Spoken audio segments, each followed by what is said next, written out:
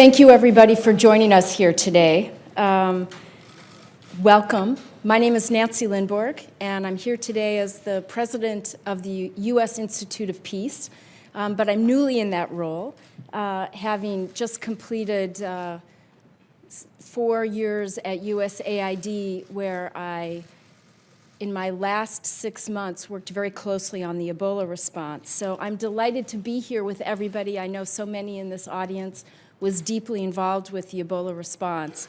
And I'm delighted to be here with all of you today, and especially delighted that we're all on the other side of what was a truly ferocious gallop battling a disease that ravaged 3 countries in West Africa and challenged all of us globally. I want to thank Senator Chris Coons for co-hosting this event with the U.S. Institute of Peace. His staff, and in particular his communications director, Ian Koski, have been instrumental in organizing this event together with my colleague, Ambassador Johnny Carson, who many of you know, who is our senior advisor at USIP, and Reva Levinson at KRL International.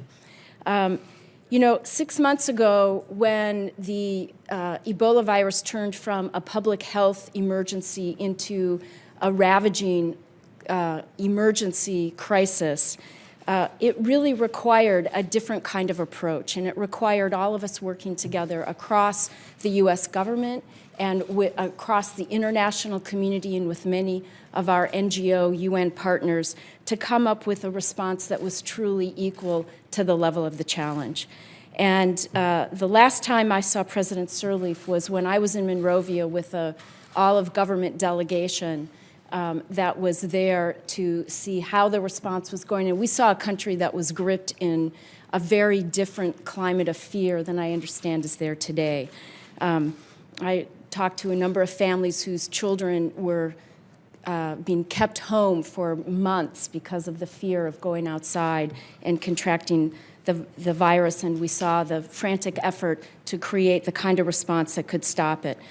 I want to thank all of those in Congress who were instrumental in moving forward the funding response, the really unprecedented December emergency funding of $2.5 billion. This was absolutely critical to enabling the United States to be the kind of partner and leader in this response that was critical to support President Sirleaf and her colleagues in West Africa. And I'm particularly delighted to be here to introduce Senator Coons, who was instrumental both in ensuring that we were able to be leaders in this response. And he's the only member of Congress who traveled to Liberia during the Ebola outbreak and has been to Liberia 3 times in his tenure here. His interest in Africa took root back when he was in college and spent his junior year in Nairobi. He, after college, was very involved with advising U.S. corporations and universities on anti-apartheid divestiture strategies, and he subsequently returned to Kenya as a volunteer relief worker. So many of us have known and worked with Senator Coons in his role here in Congress, and we know the leadership and the heart that you've provided on these critical issues. So as we gather here today to really commemorate the collective action that turned into collective success on what was a truly historic outbreak, it is my great pleasure to introduce and to welcome Senator Chris Coons.